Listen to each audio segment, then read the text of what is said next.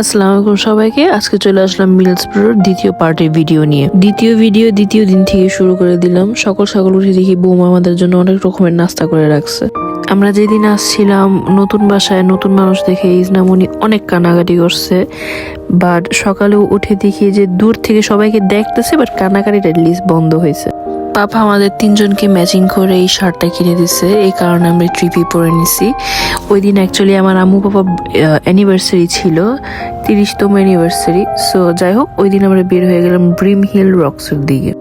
যেতে যেতে আমরা অনেক ন্যাচারাল প্রকৃতি দেখতে দেখতে গেলাম, অ্যান্ড এর মাঝখানে অলওয়েজ সামহাও ফার্মের মাঝখানে অনেক ভেড়া আসে। আমি ভেড়া দেখলে অনেক এক্সাইটেড লাগে, কারণ দূরের থেকে সবুজের মাঝখানে যখন কোনো হোয়াইট এই ভেড়াগুলি দেখি দেখতে আইডন্য খুব সুন্দর লাগে। তো যাই হোক, আমরা পৌঁছানোর পর পার্কিং করে দেন আমরা হাঁটা শুরু করলাম, অ্যান্ড আলহামদুলিল্লাহ ওইদিকে সামহাও আমার মেয়ে পলাশচর কোলে গেছে, অ্যান্ড অনেকক্ষণ ছিল, হাসাহাসিও করতেছিল, যেটা আমার দেখে অনেকটা শান্তি লাগছে, কারণ বাচ্চা কাচ্চা কানাকাটি করে দেখা যায় ট্রিপটি নষ্ট হয়ে যায়।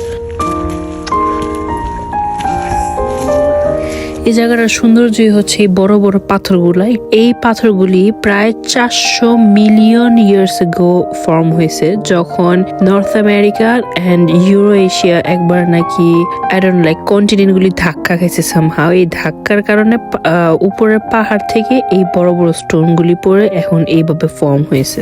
অ্যান্ড অ্যাপারেন্টলি এই বড় বড় স্টোন নাকি শুধু একমাত্র ব্রিটেনের নর্থেই পাওয়া যায়।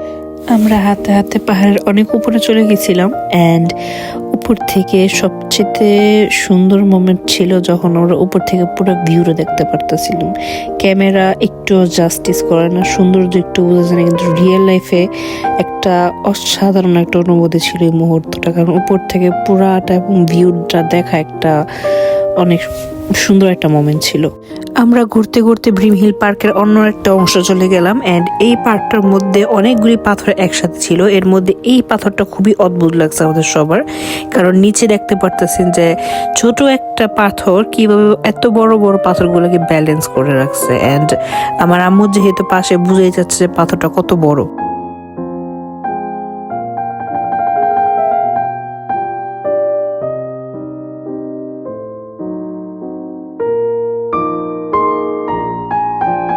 এই অসাধারণ ভিউ দেখে আমরা বাসায় এসে পড়লাম। মিলসব্রো থেকে ব্রিম হিল রকস প্রায় 1 আওয়ার ডিস্টেন্স ড্রাইভিং এর। সো বাসায় আসার পর আমরা সবাই লাঞ্চ করে নিলাম। আদর করতেছি তো, তুমি কেন তো কেউ কেউ করো? ফেসটা কি করো? আমি একটা কেক আনছিলাম যাতে আম্মু বাবার অ্যানিভার্সারিটা সুন্দর মতন সেলিব্রেট করতে পারি। তো রাতের বেলা সব একসাথে কাটছিলাম। এর বউ অনেক সুন্দর করে টেবিলটাকেও সাজায় রাখছিল সব snacks. Anniversary to you. Thank you Thank you very much.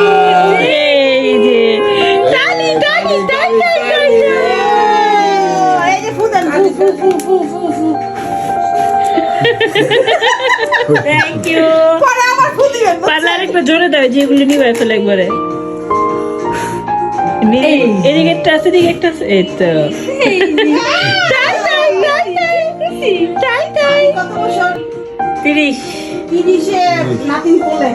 আলহামদুলিল্লাহ, এটা আমার অনেক স্পেশাল। এই ম্যারেজ ডে, এটা অনেক স্পেশাল ম্যারেজ ডে। রাতের 12টা বাজে আমাদের সাথে সুরুচুরাও দেখা করতে আসছিল। আঙ্কেলরা নাকি মিলসব্রো থাকে, অ্যান্ড আঙ্কেলদের সাথে একটা সময় আমাদের অনেক উঠা বসা ছিল ইটালিতে থাকতে, বাট আস্তে আস্তে সময়ের কারণে সবার অনেক দূরত্ব হয়ে গেছে। বাট আলহামদুলিল্লাহ আবার অনেক বছর পর তাদের সাথে দেখা হইলো, অনেক ভালো লাগলো। দেন সকালবেলা আমরা উঠে ব্রেকফাস্ট করে ফেললাম, অ্যান্ড আমি আর আমার হাজব্যান্ড একটু আঙ্কেলদের যে এলাকাটা এই জায়গায় একটু হাঁটাহাঁটি করলাম। অ্যান্ড বৌমা বারবার বলতেছিল এই বোতলটা দেখার জন্য, এই কারণে বোতলটাও দেখে আসলাম আমরা। অ্যান্ড ঘোরাঘুরি করে আমরা আবার দুপুরবেলা সরস্বতীদের পাশে চলে গেছিলাম। আঙ্কেলরা দাওয়াত দিছিল আমাদের, অ্যান্ড আমাদের মামের ম্যাচিং ড্রেস তো দেখতে পারলেন। অনেকে আমাকে প্রশ্ন করে যে আমি এত ম্যাচিং ড্রেস আমার মেয়ের সাথে কোথা থেকে পাই। অ্যাকচুয়ালি আমার বেশিরভাগই সব কিছু শিন থেকে কিনা হয়। তো দেখা গেছে আমার মেয়ের জন্য একটা কিছু পাইলেই দেখা গেছে আমি নিজে থেকে চিন্তা করি যে দেখি আমার জন্য পাই নাকি। তো খুঁজতে খুঁজতে সামহাও পেয়েও যাই। তো যাই হোক, আমরা খাওয়া দাওয়া করার পর নীলবে আমাদের নিয়ে একটু বের হইলো, আমাকে আমার হাজব্যান্ডকে নিয়ে, অ্যান্ড রিভার টিসে চলে গেলাম।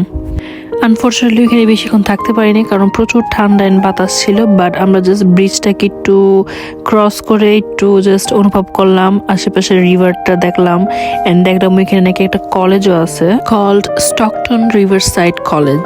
ওইখান থেকে নীলবে আমাদের নিয়ে গেল একটা পাকিস্তানি রেস্টুরেন্টে কল মাইকারাক চয়। ওইখানে আমরা মেনলি চাই খেতে গেছিলাম এন্ড অনেকক্ষণ আমরা কথাবার্তা বললাম, লাইফের আপডেট দিলাম। নীলবে হচ্ছে সুরজ আঙ্কেলের ছেলে, বড় ছেলে, এন্ড একটা সময় আমি ভাইয়া আর আমাদের আরো কয়েকজন ফ্রেন্ড আছে যে একটা সময় এত খেলতাম ছোটবেলায়, তো ভাইয়ার সাথে কথা বলে সব ফ্ল্যাশব্যাক এসে পড়লো অনেক ছোটবেলা। যাই হোক, তো আমরা রাতের বেলা আবার ডিনারে গেছি আনিসাস হচ্ছে নিউ কাসলের একটা বুফে রেস্টুরেন্ট। মিলসব্রো থেকে নিউ কাসল খুবই সামনে, I think 45 minutes of driving. So এই কারণে মেনলি চিন্তা করলাম যে যেহেতু কাছে আমরা একটু নিউ কাসলটা একটু দেখে যাই। আমার মেয়ের কেন জানি না এত গরম। আনিসাস ভিতরে অ্যাকচুয়ালি গরম ছিল কারণ যেহেতু বুফে রেস্টুরেন্ট, ওরা সব খাবার ওয়ার্ম রাখার জন্য সব ওভেন অন করে রাখে, তো যে কারণে ভিতরে খুবই গরম ছিল। এন্ড ভিতরে আমার মেয়ে কানাকাটি করে শুরু করে দিয়েছিল, যে কারণে ওর সব ড্রেস খুলে আমার ওকে জাস্ট বডি পোড়া রাখতে হয়েছে।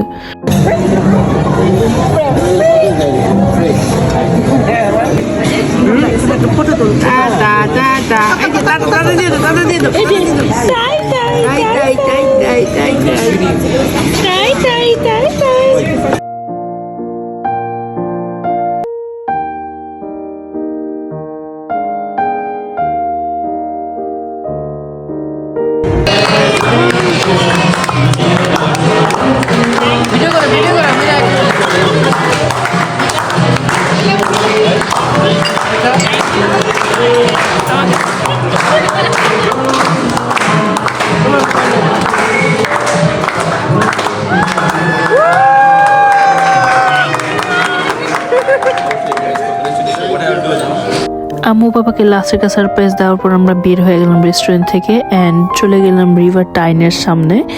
রিভার টাইন হচ্ছে নিউ কাসলেরই একটা রিভার এন্ড দাঁড়িয়ে অনেকগুলি ছবি তুলে ফেললাম। আমরা যে স্পটটার মধ্যে দাঁড়িয়েছিলাম আমরা দুইটা ব্রিজ দেখতে পারতেছিলাম এন্ড দুইটা ব্রিজ দুই রকমের সুন্দর ছিল। যেহেতু ইজনামনি আমাদের সাথে ওইখানেও বেশিক্ষণ থাকতে পারি না কারণ ব্রিজ এন্ড রিভারের সামনে থাকলেই দেখছি অনেক ঠান্ডা এন্ড বাতাস থাকে, যেটা ওর জন্য অবভিয়াসলি ক্ষতি। তো এই কারণে আমরা বেশিক্ষণ না থেকে আমরা বাসায় ব্যাক করলাম এন্ড যেহেতু 1 আওয়ারের ড্রাইভ অলমোস্ট, আমরা তাড়াতাড়ি চলে এসে পড়ছি। তাড়াতাড়ি বলতে অ্যাকচুয়ালি মিডনাইট হয়ে গেছিল। ম্যাডামের খাওয়া নিয়ে চলে গেছে। রাতের বেলা বোমাইন পলাশাচ্ছ আমার মেয়ের জন্য একজোড়া গোল্ডের কানদুল দিল এন্ড আমি অনেকই খুশি হয়েছি। আনফর্চুনেটলি আমাদের নেক্সট ডে নটিংহাম ব্যাক করার দিন হয়ে গেছে। বোম আমাদের জন্য সকাল সকাল নাস্তা রেডি করছে এন্ড আমরা চেষ্টা করছি সকাল সকালই বের হয়ে যেতে। So after 3 long hours we were back in Nottingham and এভাবে আমাদের যাত্রাটা শেষ হয়েছে। আলহামদুলিল্লাহ খুবই ভালো একটা হলিডে কাটাইছি আমরা। So I hope you liked my video. Thank you for watching. Allah Hafiz.